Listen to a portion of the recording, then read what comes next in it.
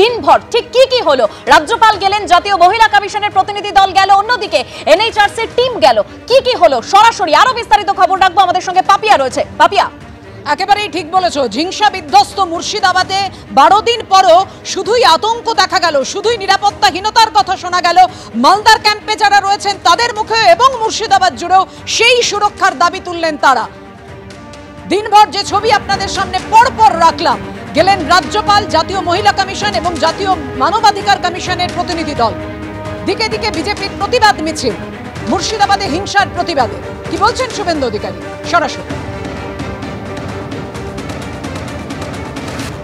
গেছে। উনি তিলে তিলে জমিয়েছিলেন বিড়ি শ্রমিক, একদিনে জমাতে পারেননি, অনেক দিন অনেক বছর লেগেছে। মেয়েকে উপযুক্ত পাত্রের সঙ্গে বিয়ে দেবেন বলে তার প্রস্তুতি নিয়েছিলেন।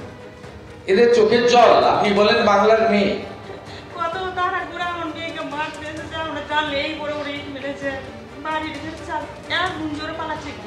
মা আমাদের, আমরা চলে গেলে আপনারা বলবেন, নইলে তো এরা বলবে শিখিয়ে পড়িয়ে বলাচ্ছে।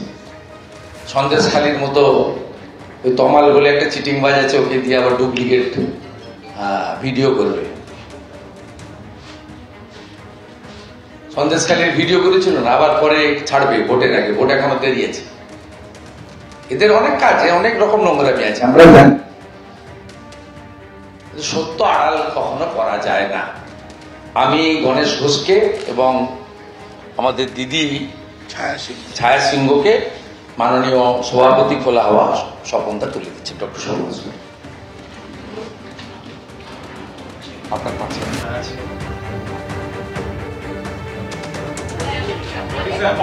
না, এখন তো আছে 5 লাখ টাকা। এই যে পুরো 5 লাখ পুড়ে গেছে।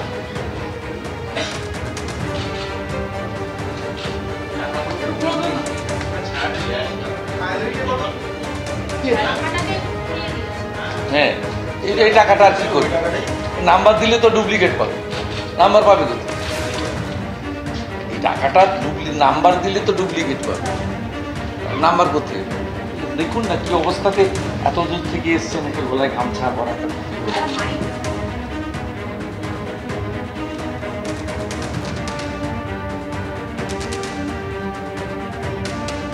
মুর্শিদাবাদে আক্রান্ত দুজনকে নিয়ে সাংবাদিকদের মুখোমুখি হয়েছিলেন শুভেন্দু অধিকারী। এদিকে মুর্শিদাবাদের দাঙ্গা বিধ্বস্ত এলাকায় আজ গেল জাতীয় মহিলা কমিশন। প্রথমে ধুলিয়ান, তারপর বেদবোনায় গেল জাতীয় মহিলা কমিশনের সদস্যরা। দাঙ্গা বিধ্বস্ত এলাকায় আক্রান্তদের সঙ্গে কমিশনের সদস্যরা কথা বললেন, আর তাদের সঙ্গে কথা বলার সময় কান্নায় ভেঙে পড়লেন আক্রান্তরা। বিএসএফ ক্যাম্প এবং এনআইএ তদন্তের দাবিতে সরব হয়েছেন এলাকাবাসীর একাংশ। মুর্শিদাবাদ পরিস্থিতির ওপর নজর রাখছেন খোদ অমিত শাহ। বাংলা থেকে ফিরে কেন্দ্রীয় স্বরাষ্ট্রমন্ত্রীকে রিপোর্ট দেওয়া হবে, জানিয়েছে জাতীয় মহিলা কমিশন।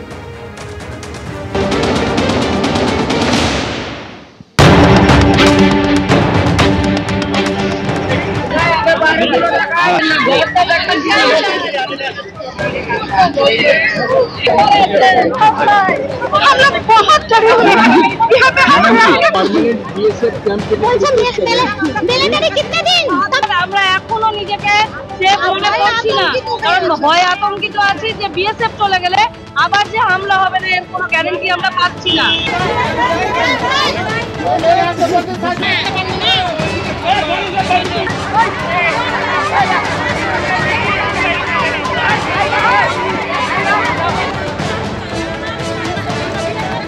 গ্রামবাসীরা চোখে, অনেকেই চোখে জল। তারা কি বলবেন? আমরা স্থানীয়ভাবে ক্যাম্প চাই, আমাদের জীবন ভিক্ষা চাই, জানি এইরকম জানেন না। চোখে কান্না নিয়ে তারা বা চোখে জল নিয়ে তারা ভেঙে পড়েছেন।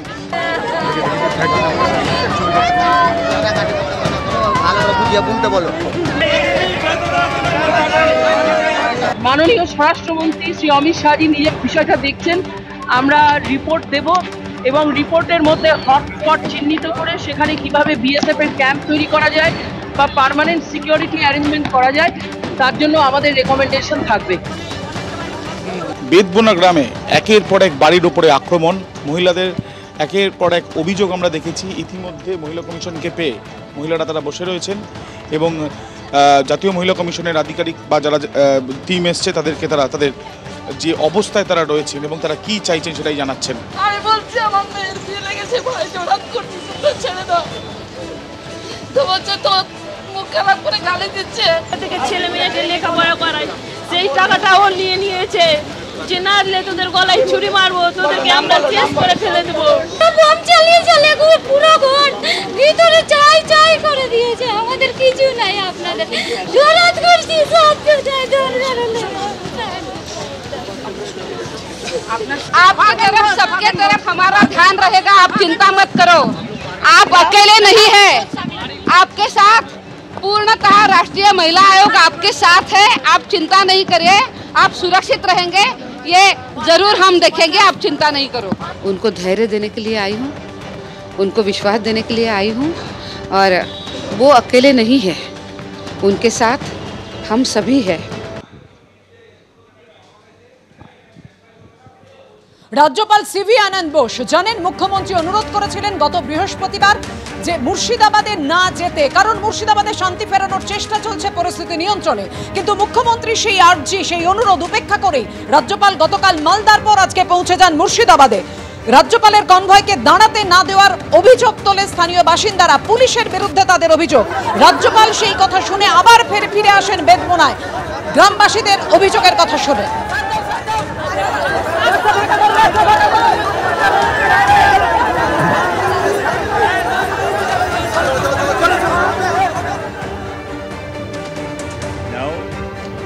After the central forces have come, the state forces and central forces are acting in unison. The situation in the field is under control, but the scars that have been left by this event on those affected parties still remain. At this point of time, I do not want to make any value judgments on the system. After the deployment of the police forces, central forces and state forces, situation on the field is now under control. But the feelings, the hurt feelings of the people who are suffered, that is yet to be addressed. I will certainly be in communication with the Chief Minister, with the Government of India, and with all authorities who are involved in that, and will give the feedback to the people also. It's my duty to report to the authorities what I see in the field and my observations about it. I will do that. রাজ্যপালের সফরের মধ্যেই আজ বিক্ষোভ দেখান বেদবোনার গ্রামবাসীরা, কারণ তাদের অভিযোগ রাজ্যপালের কনভয়কে পুলিশ দাঁড়াতে দেয়নি, তাদের কথা তারা রাজ্যপালকে বলতে পারেননি। সেই কারণেই পুলিশের বিরুদ্ধে ক্ষোভে ফেটে পড়েন বেদবোনার বাসিন্দারা।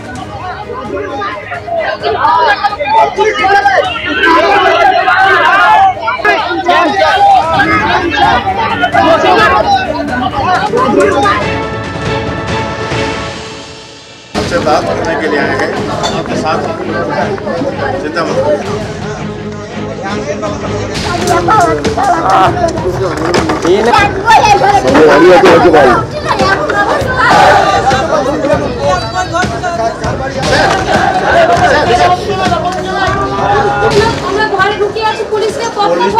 प्रशासन नहीं आ रहा है यहाँ पर 4-5 घंटे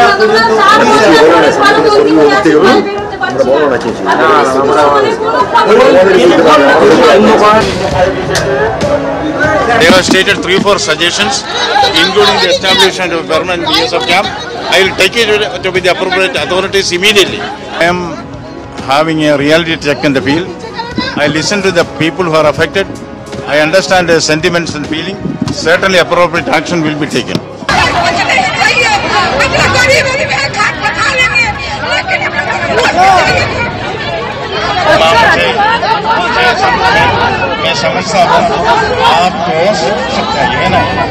আমরা অবরোধ করছি, রাজ্যপাল আমাদের পরিস্থিতি এসে দেখুক আমরা কত কষ্টের মধ্যে আছি। আজকে আমাদের ছেলে মেয়ে বউ বাচ্চারা কোন কষ্টের মধ্যে আছে। আমরা চাই রাজ্যপাল এসে আমাদের অবস্থা দেখুক। আমরা রাজ্যপালকে আমাদের কথা জানাতে চাই। ওয়েস্ট বেঙ্গল পুলিশ আমাদের সাথে ধোঁকাবাজি করছে, আমাদের সাথে ধোঁকাবাজি করে বসিয়ে রেখে নিয়ে চলে গেল রাজ্যপালকে। আমাদেরকে কালকে থেকে আশা দিয়েছে যে রাজ্যপাল আসছে, আমরা যে আমাদের খানা বানা সুবিধা আছে আমাদের এই অবস্থা হবে। পুলিশ এটা ভাগালো, পুলিশ ধাবা দিয়ে নিয়ে চলে গেল, আবার চাপা করে নিয়ে গেল। এখানে রাজ্যপাল নাম ছিল নিয়ে গেল রাজ্যপাল। অঞ্চলে অবরোধ হয়ে গেছে, রাজ্যপালের কনভয় যেই গেছে তার পরবর্তী যে কনভয়গুলো রয়েছে সব কনভয় আটকে দেওয়া হয়েছে এবং আমি দেখিয়ে দিচ্ছি এবং গ্রামবাসীর একটাই বক্তব্য যে তাদের দুর্দশার কথা কিন্তু রাজ্যপালকে জানাতে তারা চান। তাদেরও অবস্থা খুবই শোচনীয়, কারণ যেভাবে তাদের বাড়ি ঘর ভাঙচুর করা হয়েছে এবং তারাও কিন্তু স্থায়ীভাবে বিএসএফ ক্যাম্প চাইছে এবং সেই প্রতিবাদী কিন্তু তারা একদম বেদবন অঞ্চলে একদম পুরো এখানে অবরোধ হয়ে গেছে এবং পুলিশ প্রশাসনকে তারা দুষছেন যে কিভাবে রাজ্যপালের গাড়ি তারা রাজ্যপালকে এখানে দেখতে দিলেন না। 5 ঘন্টা ধরে আমাদের জন্য দাও দাও করে সব অত্যাচার চলছে, সবকে মারছে, ধরছে, কাটছে, সব বাড়ি ঘর লুটছে। একটা পুলিশ আসে না, 5 ঘন্টা ধরে কল করা হচ্ছে, একটা 10টা সিভিকও পাঠায় না। আর মদ মাতাল ধরার জন্য প্রতিদিন সিভিক আর পুলিশ ঘোরাঘুরি করে গাড়ি নিয়ে, আর সেদিন ঘটনার দিন একটাও আসে না। আমাদের গ্রামের পুলিশ প্রশাসন চাই না আমরা। কেন? আমাদের কোনো সুরক্ষা নেই, ওদের কোনো সুরক্ষা নেই। আমরা কেন্দ্রীয় বাহিনী বিএসএফ চাই, আমরা ক্যাম্প চাই, বিএসএফ চাই। আমরা রাজ্যের পুলিশ চাই না।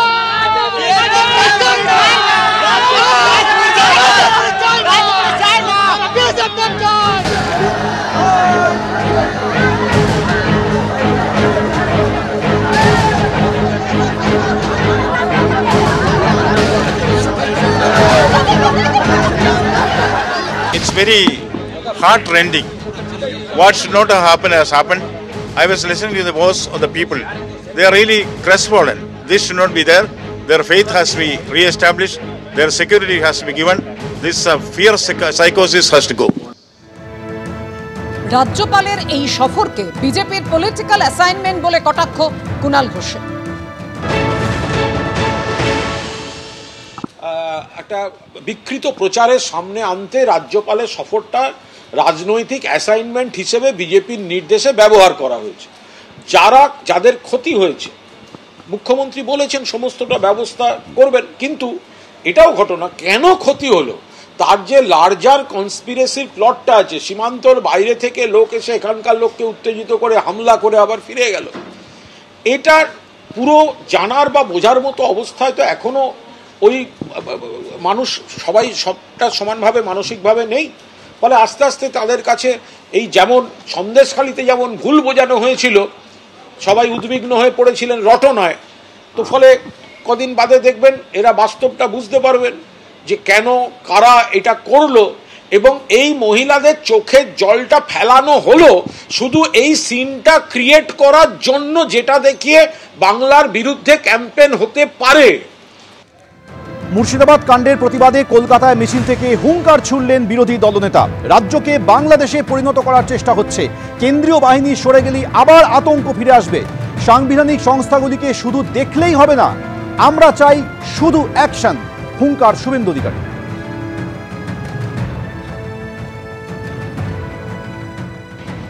আমি আজও বলি, কেন্দ্রীয় বাহিনী সরে গেলে এই হিন্দুরা থাকতে পারবেন না। এই যে 400-500 দেখছেন বৈষ্ণব চকে, এটা আসল ফিগার নয়। 10,000 হিন্দুর পলায়ন হয়েছে, ঝাড়খণ্ডে পালিয়েছে, বহরমপুর, কৃষ্ণনগর, হাবড়া, বারাসাত, মধ্যমগ্রাম, কলকাতা, হাওড়া, বর্ধমান পর্যন্ত আত্মীয়র বাড়িতে পালিয়ে গেছে তারা।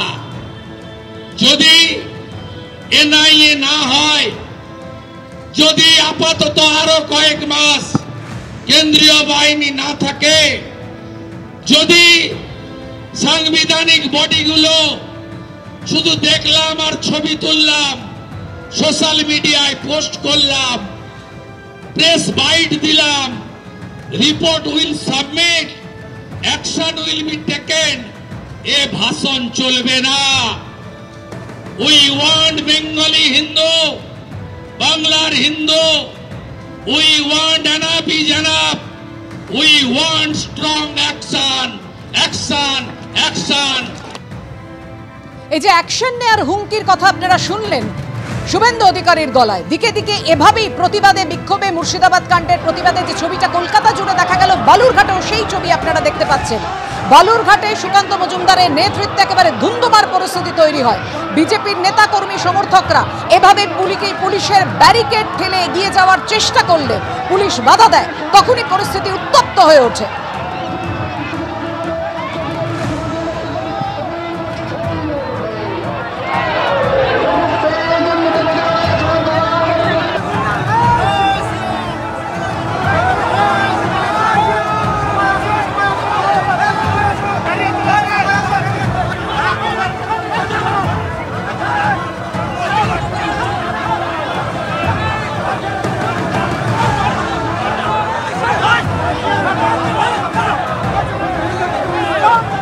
এখানেই সুকান্ত মজুমদার হুমকি দেন, দক্ষিণ দিনাজপুরে কোনো গুন্ডামি মস্তানি চলবে না। বালুরঘাটে পুলিশকে কড়া হুঁশিয়ারি সুকান্ত মজুমদার।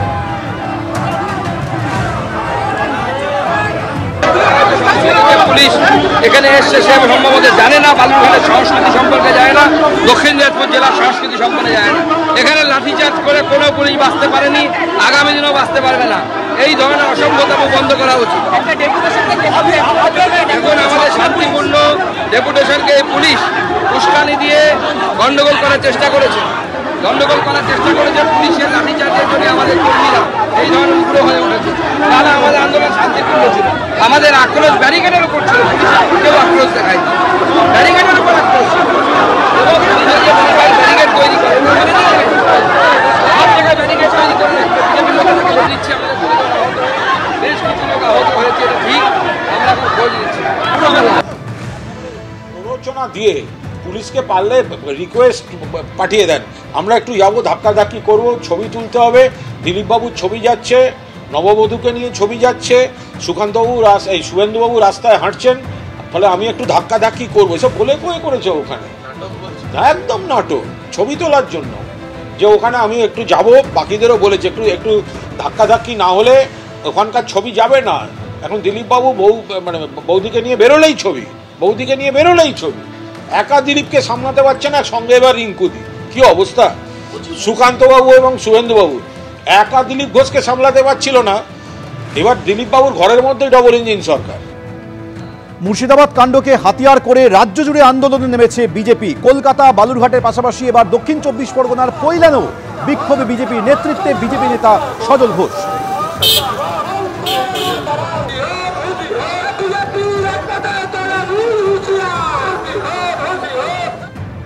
মুর্শিদাবাদ কাণ্ডের প্রতিবাদে বালুরঘাটে যে ছবি কিছুক্ষণ আগে আপনাদের সামনে তুলে ধরলাম, এবং একই ছবি দেখলেন কলকাতায়। এবার হাওড়ার ছবি আপনাদের সামনে রেখেছি।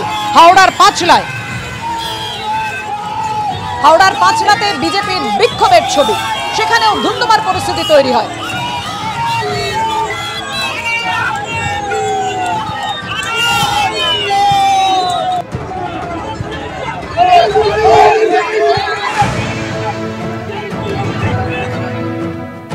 বারো দিন হয়ে গেছে মুর্শিদাবাদে, এখনো ভয় কাটছে না সেখানকার বাসিন্দাদের। পুলিশ প্রশাসনের বিরুদ্ধে অনাস্থা প্রকাশ করছেন সেখানকার মানুষ, অনাস্থা প্রকাশ করছে বিরোধী দলগুলি।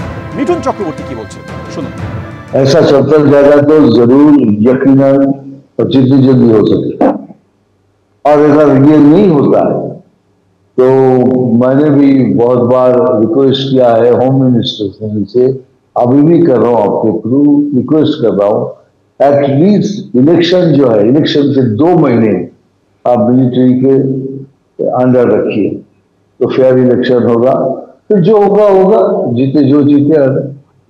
अभी तो इस वक्त तो सख्त जरूरत है, जो चल रहा है उसमें आर्मी की जरूरत है। सब लोग वहां के पुलिस को फंक्शन देखने जाते हैं ना, वो फंक्शन देखने आते हैं, दंगा फसाद जहां भी होता है वो कुर्सी लेके बैठ जाते हैं और फंक्शन देखने आते हैं, तो खत्म हो गया, लेके कुर्सी लेके घर चले जाते हैं, यही उनका काम है।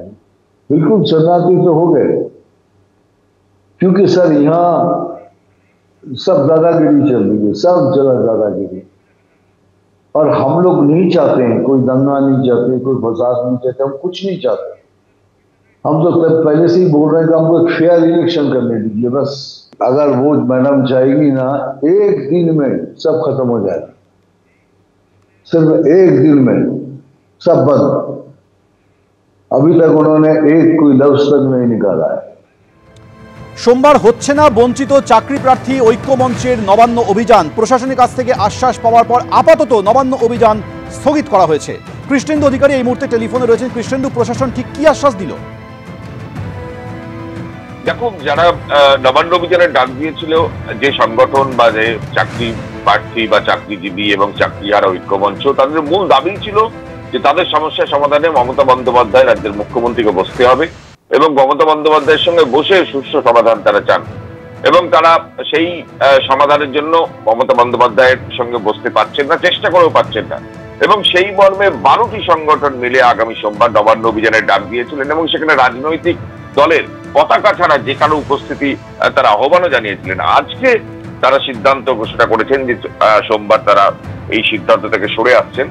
এর মূল কারণ হচ্ছে এই নবান্ন অভিযানের প্রাক্কালে একাধিক পুলিশ কর্তার সঙ্গে কখনো শিবপুরে, কখনো লালবাজারে, কখনো ভবানী ভবনে তাদের সঙ্গে বৈঠক হয় এবং সেই বৈঠকে যেটা সূত্র মারফত জানা যাচ্ছে যে পুলিশের তরফ থেকে, প্রশাসনের তরফ থেকে তাদের যে মূল দাবি সমস্যা সমাধানের জন্য মমতা বন্দ্যোপাধ্যায়কে তার সঙ্গে বসতে হবে, সেই সমস্যা তাদের দাবি পূরণের জন্য আশ্বাস তাদের দেওয়া হয়েছে এবং মুখ্য সচিবের সঙ্গে প্রয়োজনে বসতে পারেন এমন আশ্বাসও দেওয়া হয়েছে বলে তার দাবি করেছেন এবং সেই দাবি মতো তারা নবান্ন অভিযান থেকে আপাতত সরছেন বা সোমবার থেকে সরছেন, এটাই তারা সিদ্ধান্ত ঘোষণা করেছেন। ধন্যবাদ কৃষ্ণেন্দু। আমরা আজকে সাময়িক একটা বার্তা দিয়েছি, একটা রেসপন্স করেছি মেলে যে হ্যাঁ আমরা চিফ সেক্রেটারি মহাশয়ের সাথে বসতে চাই, মাননীয় মুখ্যমন্ত্রীর সাথে বসতে চাই। যতক্ষণ না পর্যন্ত আমাদের সমাধান হচ্ছে ততক্ষণ পর্যন্ত নবান্ন অভিযান যে 21 তারিখ ডাক দেওয়া হয়েছিল সেটা জারি থাকছে। শুধুমাত্র 21 তারিখের এই দিন থেকে আমরা বিরত থাকছি, কিন্তু পরবর্তী আলোচনা, পরবর্তী পদক্ষেপ, পরবর্তী সমস্ত কিছু আমাদের আলোচনা চলছে। আমরা 21 তারিখ থেকে যে 21 তারিখের যে নবান্ন অভিযানের ডাকটা দেওয়া হয়েছিল এবং আমরা কনফিডেন্ট ছিলাম আমরা করব, যতক্ষণ না মাননীয় আমাদের সাথে বসে কথা বলছেন ততক্ষণ আমরা অনড় ছিলাম। কিন্তু আমরা এই মুহূর্তে সঠিক সমাধানের জন্য, নিয়োগের জন্য আমরা চিফ সেক্রেটারি মহাশয়ের সাথে বসতে চাই। নবান্ন অভিযান কর্মসূচি থেকে সাময়িক একটা বিরতি নিচ্ছি। তার অনেকটা সময় ধরেই কিন্তু আমরা নিজেদের জায়গা বা নিজেদের অবস্থানটা ধরে রেখেছিলাম যে আমরা 21শে এপ্রিল কর্মসূচি নেব।